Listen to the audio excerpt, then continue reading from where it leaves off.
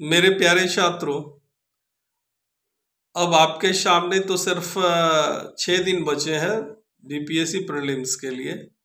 इसलिए मैं आप सबों को मंगलम आईएएस के तरफ से कुछ ऐसे टिप्स देना चाहता हूं जो आपके लिए परीक्षा में बेहद सहायक सिद्ध हो, जिसमें कि आपको हमें ये कहना है कि जो समय है उसका सदुपयोग किस प्रकार से किया जाए। आपके पास अब बहुत ही कम समय बचे हैं, सिर्फ 6 दिन बचे हैं, और जितने भी मेरे छात्र हैं वो हमसे बराबर संपर्क बनाए रखते हैं कि सर 6 दिन का सदुपयोग किस प्रकार से किया जाए। तो मेरा आप लोगों से सबसे पहले कहना है कि जनरल स्टडीज़ में आप जो देखते हैं, हम लोग करंट जो देखते हैं, तो सबसे पहले करंट को लें। हम लोग अभी जो समसामयिक घटनाक्रम है उसको हम लोग ज़्यादा से ज़्यादा समय दें, यानी जितना भी आप पिछले दिनों पढ़े हैं उसका ज़्यादा यानी 2 गुना या 3 गुना समय आप निकाल करके करंट पे दें। और फिर करंट को कम से कम आप 4 से 5 घंटे करंट पे समय दें।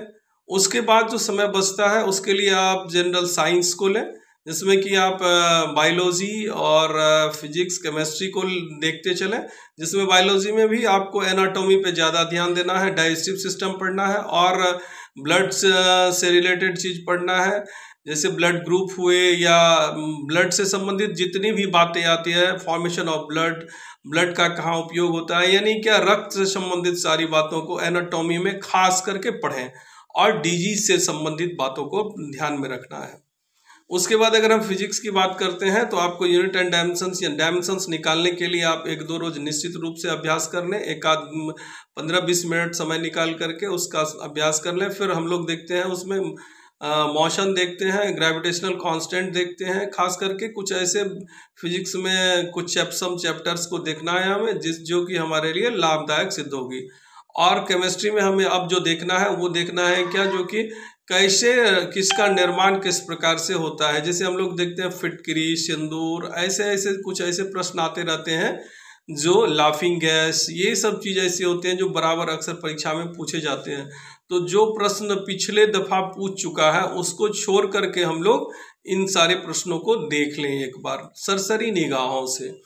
और इंडियन पॉलिटी में देखना क्या है कि भाई जितने भी आपको एक्ट्स हैं तो एक्ट्स को देखना है, उसके बाद अनुसूचियों का अभ्यास कर लेना है, हमारे संविधान के जो स्रोत हैं उनको देखना है, और एक्टों में खास करके जो स्पेशल कुछ खास एक्ट हैं उनको देखना है जो आपके स्मरण में बना रह सकता है। और अगर हम फिर इंडियन हिस्ट्री की बात करें तो उसमें मॉडर्न इंडिया को आप निश्चित रूप से 2 या 2.5 घंटे समय नियमित रूप से दें। मॉडर्न इंडिया प्लस उसको टैग करके बिहार से देखें, तो खास करके यूरोपियन कंपनियों के आगमन से लेकर के सन 1950 तक, फिर 1885 को उसमें आप अलग कर लेते हैं तो 1885 से 1950 तक के काल को जो देखेंगे तो बहुत बारीकी से देखेंगे, बहुत मिन्यूटली देखेंगे।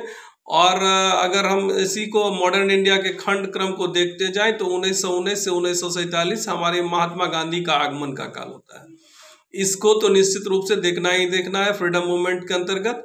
और मीडियावल इंडिया में अगर हम देखते हैं दिल्ली सल्तनत में, तो जो प्रश्न पीछे के वर्षों में पूछे जा चुके हैं, चाहे वो तुगलक से हो या बलबन से हो या खिलजी से हो या इल्तुतमिश से हो, तो जिनसे पूछे जा चुके हैं उनको छोड़ करके जो बचे हैं 4 ठो उनको देख लेना है। और मुगल काल में आपको देखना है, खास करके अकबर, जहांगीर, शाहजहां, इन तीनों को मुगल काल में देखना है, इनकी चित्रकारी देखना है, संगीत देखना है, और इसके प्रशासन में देखना है क्या, खास करके भू राजस्व व्यवस्था से संबंधित कुछ प्रश्न कभी कभी पूछे जाते हैं।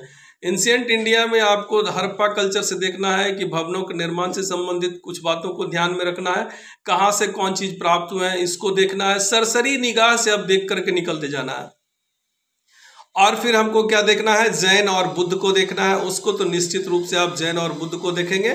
और उसके अलावा मौर्य काल को अवश्य देखेंगे। मौर्य काल में जितने भी आपको ये मिले हैं उनके जहाँ जहाँ उन्होंने शिलालेख दिए हैं उन शिलालेखों का अध्ययन एक बार आप सरसरी निगाह से देख लें।